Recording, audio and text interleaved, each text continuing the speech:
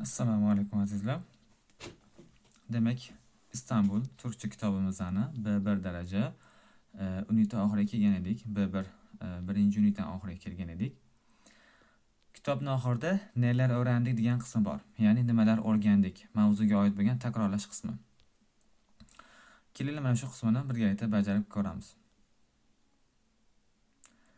Birinchi mashq. Aşağıdaki fiilleri kullanarak boşlukları arak, ya ile dolduralım. Arak qo'shimchasi qanaqa edi? Arak qo'shimchasi ikki xil bo'lardi. Demak, fe'limizning oxirgi unli harflari a, u, o yoki u, ya'ni qalin unlilar bo'lgan bo'lsa, biz bunga nima qo'yardik? Qo'shimcha sifatida fe'l oxiriga arak. Arak. Agar fe'l oxiri undosh bilan tugagan bo'lsa, yarak qo'yardik. Oldiga yana bitta y harfi ham kelar edi. Arak yoki yarak. Endi fe'limizning oxirgi unli harfi agar inji harflar bo'lgan bo'lsa, ya'ni i, ö va u bo'lgan bo'lsa, biz bu fe'lga arak, erek qo'yardik. Agar fe'l bu undosh harf bilan tugagan bo'lganda fe'limiz, endi agar naboda unli bilan tugab qolgan bo'lsa, oraga bitta ye keladi. Yerek.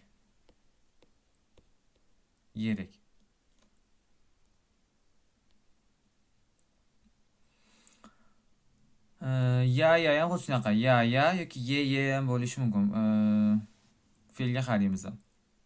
Demak, bizga fe'llar berib qo'ygan.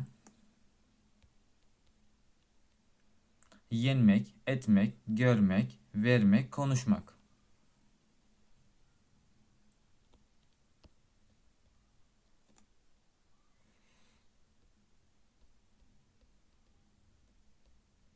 Bizga fe'llar bergan. Nima fe'llar? Yenmek, etmek, görmek, vermek, konuşmak, bakmak, özür dilemek, etmek, dinlemek, almak ve silmek. Yenmek, yengmoq ma'nosida, etmek, bajarmoq, qilmoq ma'nosida ikkita berilgan ekan. Görmek, ko'rmoq, vermek, bermoq, konuşmak, gaplashmoq, gapirmoq, bakmak, qaramoq, özür dilemek, uzr so'ramoq, etmek ikkinchi marta kelishi, dinlemek, eshitmoq, almak, olmoq, silmek, o'chirmoq ma'nosida. Biza gapga mos qilgan holatda yo arakka yoki yani qo'shishimiz kerak ekan. Arak va ya qo'shimchasini tepada biz bundan oldingi B1 darsiga tegishli bo'lgan mavzularimizni ko'rib chiqandik. O'sha yerdan mavzuni ko'rib chiqsanglar bo'ladi. Xo'sh. Birinchi gap. Öğretmen eski konuyu tekrar derse başladı. Nima bo'lishi mumkin? O'qituvchi eski mavzuni takror nuqta darsni boshladi. Tekrar ederek bo'ladi. Tekrar ederek. Demek birincisi nima ekan? Ederek, etmek fe'lini oldim. Etmek fe'lini o'chiramiz tepadan. İkinci gap, yemek kitabına lezzetli yemekler yapıyorum. Ovqat kitobiga, ya'ni ovqatlar bo'lgan maslahatlar yozilgan kitobga lezzetli ovqatlar pishiryapman. Nima qilish mumkin? Qarab bo'lishi mumkin. Bakmak fe'lini ishlatamiz. Bakmak. Yemek kitabini baka degan bo'ladi. Fe'li ikki marta qaytaramiz. Baka. Fe'l bak undosh qalin unlilar bilan tuganligi uchun a ni qo'ydim. Inji unli bilan tugaganda qo'yardim. Baka yoki bo'lmasam bakarak deyishimiz ham mumkin. Ikkalasi ham to'g'ri bo'ladi.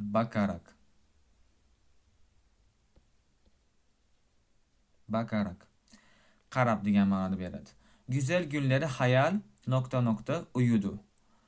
Hayal etmek fe'lini qo'yamiz. Hayalni etmek fe'li uchun. Hayal ederek. Hayal surib uxlab qoldi. Uxladi degan ma'noda. Arkadaşlarını unuttu. O'rtoqlarini nima qilib esdan chiqargan bo'lishi mumkin? Ko'rmasdan turib esdan chiqargan bo'lishi mumkin. Arkadaşlarını görmeyerek unuttu. Demek mi bo'larkan? Arkadaşını görmeyerek. Görmeyerek. Bu demek görmek arak eri görmeyerek. Bu tegi me nima inkori bildiradi.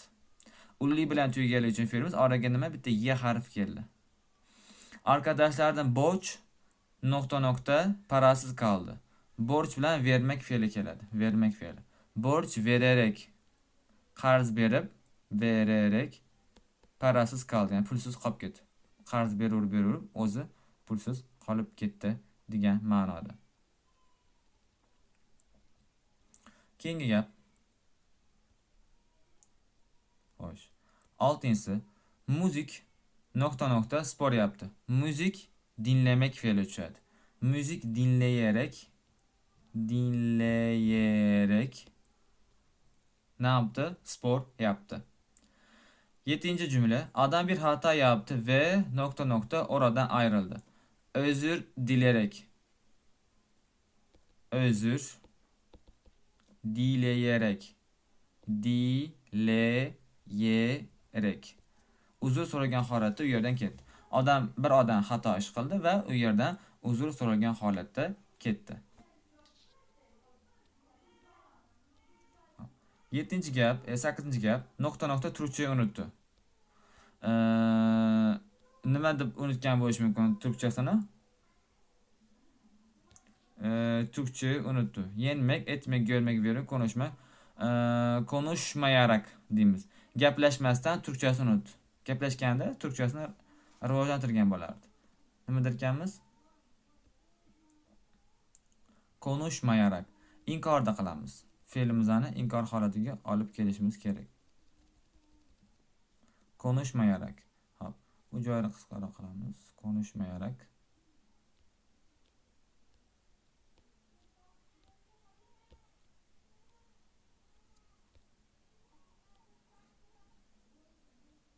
Konuşmayarak.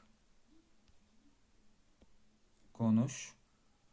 Menga sig'may qoldi ekranimga. Mayarak. Konuşmayarak.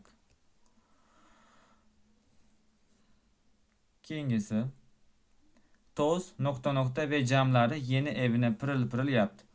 Toz almak bo'ladi. Tozlar alarak yaqinlashtiramiz.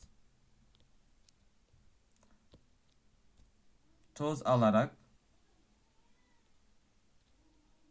ve camları silmek degan fe'l bor edi. Artmoq ma'nosida. Camları silerek ne yaptı? Evini pırıl yaptı. 10. gap. Fenerbahçe karşı takımı şampiyon oldu. Yenmek degan fe'l bor edi. Karşı takımı yenerek.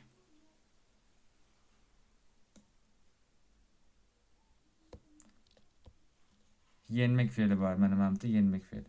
G'alaba qozonmoq, yengmoq ma'nosida. Fenerbahçe futbol klubi qarshi jamoani yengan holatida g'alaba qozondi, champion bo'ldi, g'olib bo'ldi degan ma'no.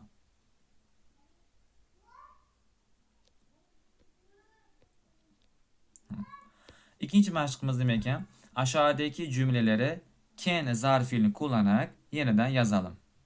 Bu canimiz demek fakat bittagan holatda bo'lardi. Faqatgina can bo'ladi, boshqa holat yo'q. Can, kun, can holati yo'q. O'zidan oldingi so'zi oxirgi ulga qarab turib moslashmaydi bu. Faqatgina can bo'lib keladi. Agar fe'limizdan oxirgi harf ulli bo'lagan bo'lsa, unda ye bilan birga keladi. Ye can bo'lib keladi. Undosh bilan bo'lsa, demak shunday keladi. Hop, qaraymiz gapga. Burcu'nun saçı kahverengiydi ve o zamanlar Burcu daha güzeldi. Biz bu ikkita gapni soddalashtirib bitta mukammal chiroyli holatga olib kelishimiz kerak. Bu yerda biz nimani o'zgartiramiz? Kahverengi degan so'zga kenni qo'shishimiz kerak. Ve degan so'zni olib tashlashimiz ortiqcha. O zamanlar degan so'z ham bizga ortiqchalik qiladi. Ken degan so'z o'zi qo'shimchamiz, zarf fe'limiz shu ma'noni beradi. Nima bo'ladi gapimiz? Burcu'nun saçı kahverengi ekan. Kahve rengiyken ulli bilan tugaganligi uchun nima qildim? Fe'limga kendan oldin yeni olib keldim. Kahve rengiyken Burcu daha güzeldi. Burcu ismli qizning sochi jigarrang qahvarangi bo'lgan vaqtida Burjuna ham chiroyli edi. Keyin faqat fe'lga emas, ismga ham qo'shilardi. Bu yerda demak qahva rangi ismga qo'shamiz. Ikkinchi gap, Ahmet zayıftı ve daha sağlıklıydı. Virgül, kilo aldıktan sonra pek çok sağlık problemini yaşadı. Ahmet degan bola ozg'in va juda ham sog'lom edi. Kilo olgandan keyin bir nechta sog'liq muammolarini ko'rdi, sog'liq muammolarini yashadi. Bu yerda biza demak sağlıklıydı. Ahmet zayıfken deyishimiz kerak. Ahmet ozg'in bo'lgan vaqtida degan ma'noni berishimiz kerak. Demak, nimaga qo'yamiz? Zayıfga qo'yamiz. Ahmet zayıfken ve daha sağlıklıyken ve bu ikkasini bir-biriga bog'lab ko'rgan uchun zayıfga ham, sağlıklıga ham kenni qo'yib turib aytishimiz kerak. Ken deb turib, kenni qo'yganimizdan keyin virgül bizga shart bo'lmaydi. Virgül olib tashlaymiz. Kilo oldikdan sonra undan keyin gapni shunday davom ettiramiz. Demak, nima ekan? Ahmet zayıfken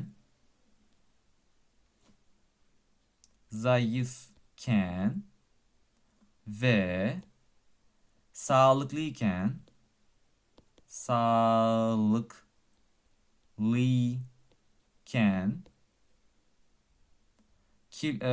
sağlıklıyken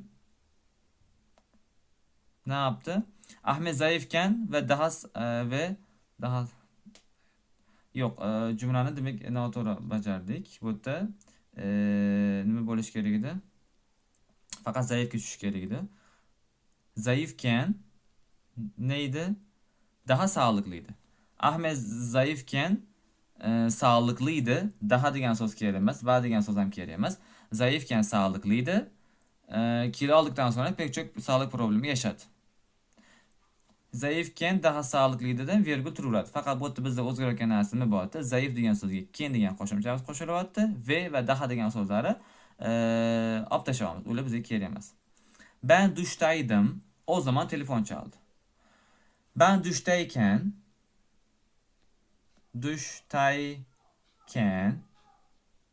telefon çaldı. Virgül bizga kerak emas. O zaman degan so'z ham kerak emas. Ken degan qo'shimchamiz ana shu ma'noni bizga beradi. Kengisi. Ben tatildeydim. O zaman eve hırsız girmiş. Bu yerda demak asosan ismlar bilan birga kelyapti. Men ta'tilda bo'lgan vaqtimda uyga o'g'ri kirgan ekan deyishimiz kerak. Bu ikkita gapni bitta holatga olib kelamiz, ya'ni virgül shart bo'lmaydi bizga. Tatildeyken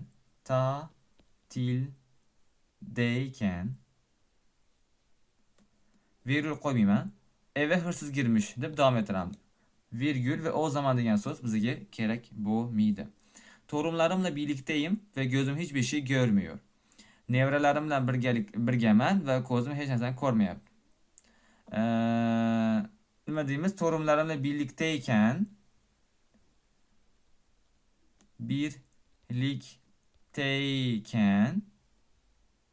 ve shart emas, gözüm hiçbir şey görmüyor deb aytamiz.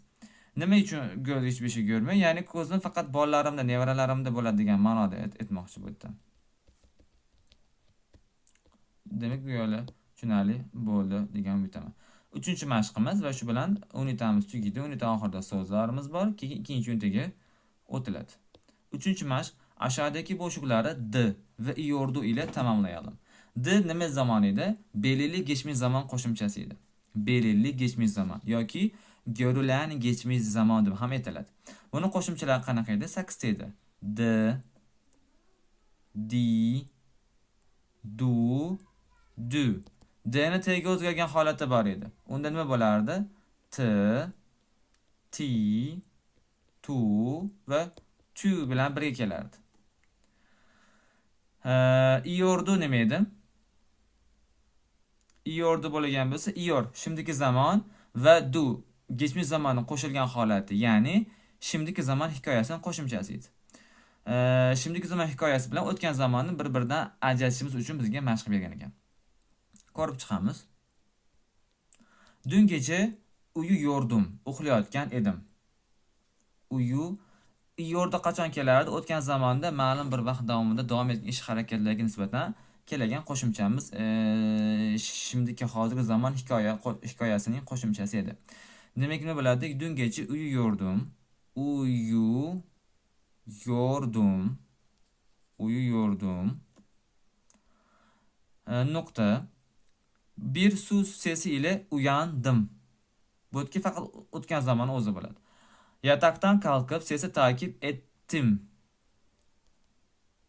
Ses banyodan geliyordu.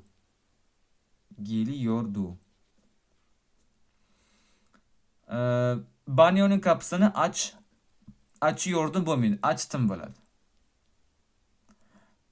Ne var diye adımımı attım. Ayağım sırılsıklam oldu. Eyvah, banyoyu su basmış.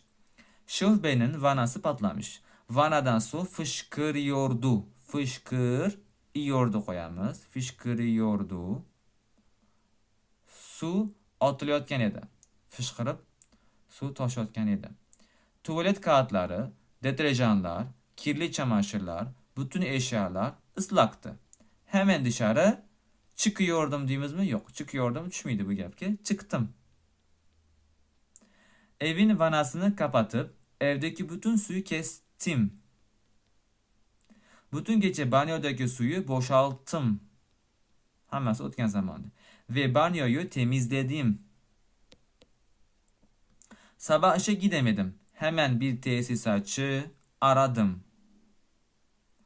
Ve tesisatçı vanayı tamir etti. İyi ki o akşam evdeydim. Demek, nima qildik? O'tgan zaman bilan şimdiki zaman hikoyasi, hozirgi zamonning hikoyasini farqini mashq bilan ko'rib chiqdik. Shu bilan ikkinchi unitamiz tugadi. Unita so'zlari, lug'atlari, birinchi va ikkinchi unita lug'atlari guruhga, kanalga tashlab qo'yaman, Lisan kanaliga tashlab qo'yaman. O'sha yerdan topib olishingiz mumkin. Biz ikkinchi unitaga o'tdik. Ikkinchi unitada nima ko'rar ekanmiz keyingi safar? Ism, fe'l eklari, ya'ni fe'lga qo'shib kelgan qo'shimchalar va ularni ismlarga aylanishini ko'rib chiqamiz. Shu yerda darsimiz demak tugadi.